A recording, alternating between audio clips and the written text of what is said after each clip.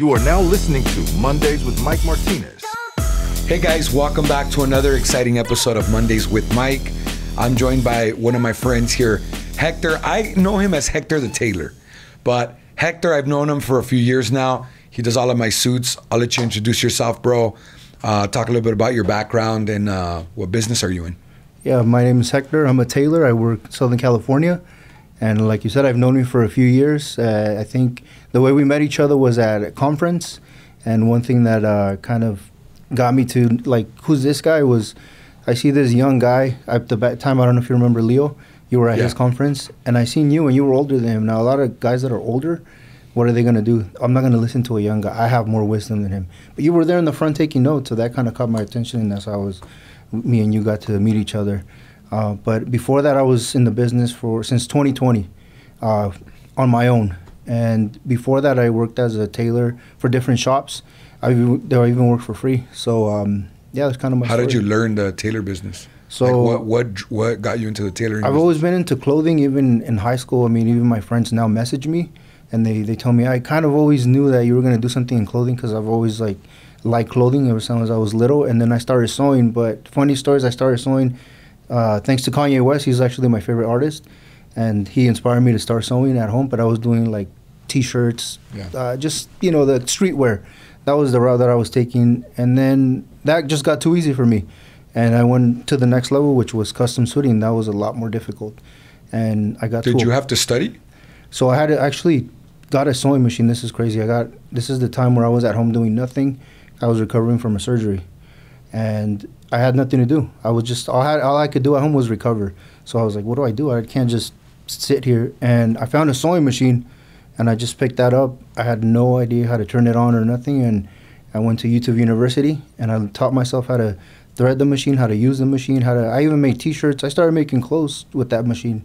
But you get to a point where you can only teach yourself so much, and you need someone to teach you. Yeah. And that was the next step.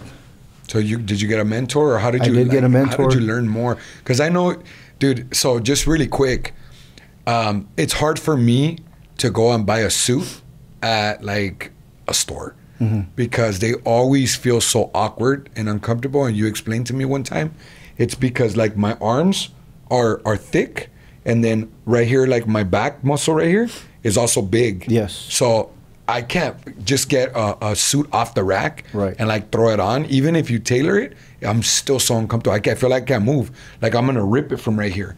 So why is that? So it's off the rack suits. They're normally made to fit a lot of people, and everybody's body is different. So you work out, right? So what you issue with you is you're gonna have always this issue with your arms, right? That's always the issue. And what we do is we measure your exact measurements, and we know where to add to give you enough room to be able to move comfortably, and know where to put padding, or if you even need padding, like yourself, you probably wouldn't need padding. So there's a lot of tricks. You take suits sometimes, my sports coats, like before when I would speak a lot at conferences, I would wear a lot more sports coats than I do nowadays. But how did you learn all that? Like who did you get? Did you have to go to school for that? Did somebody teach you that? How do you take my sports coat and in 1 or 2 days, if I like right now I gained weight, like how do you go and open it? How did you learn all that? Like I said, I taught myself, but you get to a certain point where you can only teach yourself. I found a mentor, and at the time I was young. I didn't have a family. I have a family now. So the guy said, I'll hire you, but I can only pay you 2 days. And the rest of the week you're going to work for free, but I'm going to teach you what I know. And to me, I was like, I'm going to take that because to me that was worth more than the money anyway. So I took that, and I did that for about 2 years. So I was just living off 2 days, but I was learning a lot in that whole time. I learned how to do pretty much everything. He taught me how to do everything. And then after that, I found another mentor who also taught me. So you meet a lot of tailors throughout your career, and you pick up from them tricks and tips from each one because everybody works differently. And some are more experienced, some are not, but you always learn from each other. Where were these guys from? Where were your mentors from? Riverside. So funny thing is I just went in, I got the job the first day. Like, how did they learn, dude? So most of them, because I got to know them, my first mentor, his dad taught him. So his dad ran a factory from his country, and he taught him since he was little. Where were they from? He was from Egypt, funny enough. So his dad taught him since he was little how to work the machine, and he learned through his dad. the other guy who taught me, he's probably the best tailor that I know so far, and he's from Guatemala. He said his dad was also a tailor who taught him, and he said he couldn't even reach the machine, but he was there trying to sew with his dad, and he remembers that. From Guatemala? And he told me, and he's the best tailor. So you learned from like second generations, maybe even third or fourth. Who knows? I didn't go that far back, bro, but I know crazy. Their dad taught him, and I was lucky enough that I was interested. Are there schools for tailors? There is schools for tailoring, but I think you learn more in the field and making mistakes. I think you learn more like being in the field than in school, because in school you can mess up. But when you have clients and people that you have to work with, you can't mess up. So that's where I kind of like picked up a lot of tricks from mentors like that way.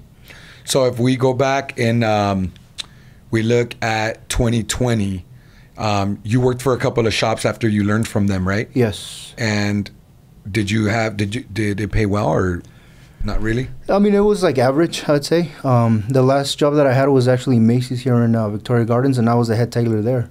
And 2020, you know what happened with I don't know if we could say that on camera, but that happened, and they ran a skeleton crew, and they pretty much fired everybody, and I was one of the ones who got fired.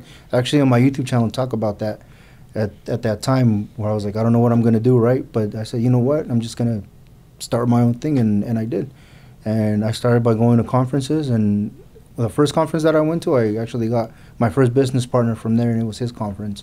So that was another mentor in the side of business things that I learned from, because once you could be a great tailor, but you also need a business side when you start a business. And so that's what I wanted to ask you. Like right now, do you have any business partners? Right now, not anymore. I'm doing everything on my own. Okay, so in 2020, you found a business partner to kind of help you along the way, and what was that like? How did you launch the business? How hard was it to start a business?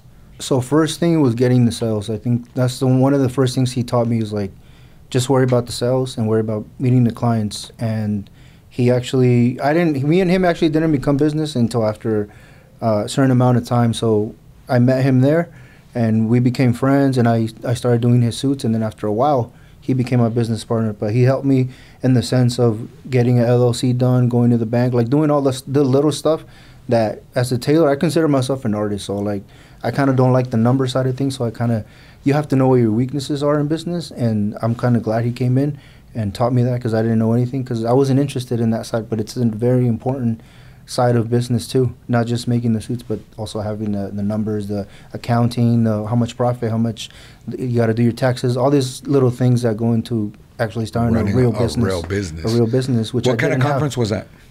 It was just like a conference for people to go and learn about business and motivation, and Tim Story was there. So it was pretty good. I picked up a lot of things, but that was my first conference. So your first year, let's say your first year, how did you get business? So I just started going to conferences, meeting, networking people, and shaking hands, and that's kind of how I started. Just well, that's meeting how you people. Met me. That's how I met you. I also started promoting myself on social media. I know a guy. His name is Willie. I don't know if you know him. He's a mortgage guy, but at the time he was pretty big, and I offered him like a free jacket if he promoted me, and he actually gave me a ticket to his conference for the jacket, and he promoted me at his event. So just doing things like that, you find things like you can always trade with people, like because you have to have value first, obviously. But to me, it was like, okay, I'm gonna give him a jacket. He's gonna give me a ticket, and not only that, but he promoted me at his event. So that was a win for me. Can I tell you something, Hector? Yes. I think that you have such a great business, bro. I think that if you were aggressively marketing and you built a process and started developing a sales team, I think you would fucking crush it, bro. I'm so interested in like your business, because I love sports coats. I would wear them more often if I could, if the occasion, but sometimes I feel like I'm overdressed. Like tonight, for example, we're going to Ocean's 48. We're going to have an executive dinner with my executives. And even though I'm the CEO, I know my team is they're not gonna dress up like that. Like they're not gonna put on a sports coat. So I would love to wear a sports coat and showcase it, but I feel like I'm gonna be way overdressed for them, like for the occasion. And you have to kind of know those things when dressing yourself. Yeah. And I found a lot of guys, tailors in this business, they try to force people to wear suits. And you shouldn't force people to. If that's not part of their lifestyle, why are you going to push it on them? So Yeah. one of my favorite tailors, he works here in the United States. His name is Dan. He says you shouldn't look to flip people over to wear suits, but look at their lifestyle. Like if they're wearing like a polo and maybe chinos, just elevate that, right? So better casual Right? So you're just sports gonna coat. take it up a notch, but you're not gonna change who you are. You're just gonna dress a little better, like more custom. And I think that's like the right key. Yeah, and like when we started doing business, I told you, I'm not a full suit kind of guy. Right. I'm more of a sports coat kind of guy to dress up my casual look. Yes. And right now, I got back into riding horses and cowboying and the ranch life, right? Right. So now I'm more into like wearing boots. So kind of the style that I'm going with this winter is boots with a sports coat. Right. That's going to be my style this winter. I'm going to be speaking, or not speaking, but I'm going to be attending some dental conferences to gain dental clients for my collection agency in October and November. And even up in the holidays, dude, I'm planning on like boots, dark jeans, and a nice sports coat, you know, a polo or a dress shirt or whatever. Just like that's going to be my winter style. And I think you're touching on something that's very important. It's part of your lifestyle now. So you're wearing it. It's not like you just went to the store and grabbed a pair of cowboy boots and you said, I'm a cowboy. No, you're actually out there riding horses and everything. So it feels more authentic when you wear it, right? It feels more authentic. Like it is you. And I think that's important. Yeah, and we go to Guadalajara a lot now. And that's kind of like when I used to go a lot to Jalisco 10 years ago. We had a ranch over there. I own property over there. We had horses. I had cows. Like I literally fucking had cows over there. So I was always in boots. I was used to it. I was always wearing boots. So it's nothing new. Dude, when I first started going over there, I would go in shorts and tennis shoes to my father-in-law's pueblo. And all the cousins, because I started riding horses, they're like, the fuck are you doing, bro? You can't be riding in shorts. Yeah. And I'm like, why? I'd get all muddy. I'd get all mosquito bites everywhere. I'm like, oh, that's why. Yeah. So this last time I went to Guadalajara, as soon as I landed, I went in shorts. As soon as I got there, bro, it was raining. I started getting mosquito bites. I'm like, fuck, dude, I need to get my jeans and my boots out of my luggage, and I need to cowboy up already. But you were ready this time? I was ready. I was ready. So, yeah, dude, it's interesting because I think that you can absolutely crush your business. We met at events. Events are very powerful. It's a form of marketing. What do you think was an estimated revenue? I know we talked about it right now. What was an estimated revenue for you last year? I'd say I made close to, not a lot, I think numbers-wise, just because I did take some months off, but I think I'd say close to 80. You're always fucking taking time off, bro. Yeah, I have a lot of like health issues that I deal with, so... What about vacation issues? No vacation issues, mostly just health issues, and so that's what's been stopping me. That's why I always preach health is wealth, and because if you don't have your health, you can't do anything. You can't do anything. You can't do anything, and I've been in a lot of positions where I'm in the hospital. I'm like, I want to get out of here, but you can't, you know. So I'd love to see you make $1 million in your business, bro. Do you have a plan to get there? I do, yeah. I do have a Can you plan. share it with us? This is an idea, and maybe somebody takes it, maybe somebody doesn't. I feel like I could do it better because I have like the vision for it, but I want to create a system where I could. So in the business that I'm in, a lot of the guys that measure people are not actual tailors; they're salespeople, right? Very few come from tailoring backgrounds or even working at retail. Most of these guys are salespeople; they're not actual tailors.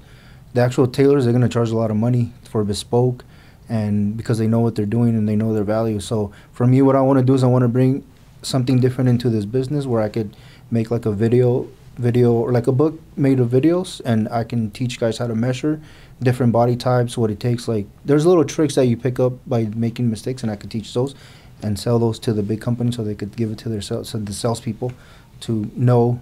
And not only that, but like how to find resources. Like if I'm not a tailor and I make you a custom suit and it's wrong, how am I going to fix that if I'm not a tailor?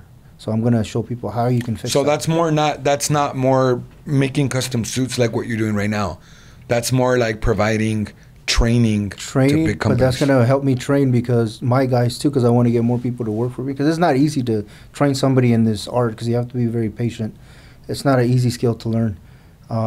Sales is more easy to learn, I'd say, but not everybody could do it. So if you can have somebody who does sales and give them a video and be like, just practice all this, go after the measurements and give them tips on how to do it, they could do a better job at measuring and having more success with clients. Because some clients, you're going to lose them if you don't do a good job. So just having that system, I think, is going to help me, but I'm also going to be able to sell it to other I think the most important part of any business getting to $1 million, I say this all the time, and you're going to keep hearing me repeat it, sales and marketing. You pump hard on social media. I love events, dude. I love events, especially like what you do. That should be your number one marketing tool. I do it for my collection agency as well, and it works great. I go to events in specific fields like dental. I just went to a couple bail bonds conferences this year, and I got a shit ton of clients, right? Because you're there in a suit. Yes. You're there in a suit. You're sharp. You're polished. You know your craft. Most people that go to events, most of them, no matter what kind of event it is, most of them in most events, they don't go in suits. They're not. They don't go looking sharp. Now you know your craft. You walk the walk, or you walk the talk, or whatever however the saying goes. And you're polished. You're able to get a lot of clients at certain events, right? Then you start building your team. That's more operation side. That's more staying organized, having processes, having systems to help you be efficient and effective. And then you just scale, dude. You keep your eye on freaking expenses and just roll like that, you know? So what's your plan coming into 2026? I think I want to focus on marketing a lot. So I used to be really good at marketing actually, but I just stopped completely. So I'm not shy of the camera. I think I could do a very good job of and knowing what to promote. But I think I had to kind of, take it up a notch at that time. Now I'm not doing nothing at all as far as marketing, but I want to have a marketing plan. But I want to push out what's authentic to me, and I want to push out stuff that's going to resonate with my client because I know who my client is. Before I kind of was just testing the waters, but now I know exactly who the kind of client I want to have, and that's what I'm going to attract by the marketing I'm going to do. So I want to have that very, very clear and then start pushing that out. And then the sales, obviously, I've been doing really good lately, and I want to keep that going. Yeah. So how soon are you looking to start building a team? I mean, I know you already have people that you collab with. Yeah. Like right now for my daughter's quinceañera, you came to my office just so people kind of know the process and the relationship that we have. I feel like Hector treats me like a VIP client because I've done so much business with you. Yes. You know, I'm probably about like what 20 sports coats and suits. And I'm like this with everybody actually. Yeah. So it's not like just but I think maybe I do give you a little bit more VIP treatment, but that's okay because I feel like we're more than just like business. Like we do business. Like we go back a long time, and I think I know you. You know your family. Yeah. So, that's Dude, I appreciate it. Too, so I appreciate it. So you came to the office today. You measured me here in my office. My brother-in-law's here. We're getting ready for my daughter's quinceañera. Typically, you would take like a month to get me a custom suit, right? A month, maybe 5 to 6 weeks, depending on how much handwork has to get done. And right now you're getting me an emergency one in how many days? 7 days. 7 days. Yeah. It's an emergency because I was going to wear a black suit, and since I gained weight, he was just going to open up the suit for me. Right. But my wife said that I had to go with the colors of the theme of the quinceañera, so I needed a soft brown suit. Yes. And it's an emergency, so Hector's going to make it happen in 7 days. And then he's still going to come and make sure that it fits, perfectly. So tailor it again. My brother-in-law's here. He's going to look at some colors and get fitted. He's coming to my house this weekend to get my two sons fitted. My father-in-law, sure Javi's here. He's probably going to have to get a suit too because he wants to attend and look sharp. So it's that relationship, right? Yeah. And then I've referred a lot of people too, like my brother, my older brother, my buddy Alonzo, a lot of people. So guys, I just want to promote him right now. He's not paying me to do it. This is coming out of my heart because he took the time to share his story with you guys. But it's an interesting business. I love your business, bro. I think you could fucking make millions. So where can people find you? You can find me on Prestige Custom Suits on Instagram. I'm also Styled by Hector. So any of those two is perfect. Yeah. So I appreciate you and your time, bro. Guys, I hope you enjoyed it. Yesterday I did a recording with my guy Happy Jewelers with Danny. So we talked about watches, we talked about jewelry. Today we talked about custom suits. So it's Fashion Week on Mondays with Mike. Thanks again, Hector. Appreciate you, bro. And we'll see you guys next time. Make sure you like, subscribe, and comment if you're enjoying the show. Let's get it. See you guys next time. Cool. 20 minutes. Good stuff. Cool, man. Thanks, bro.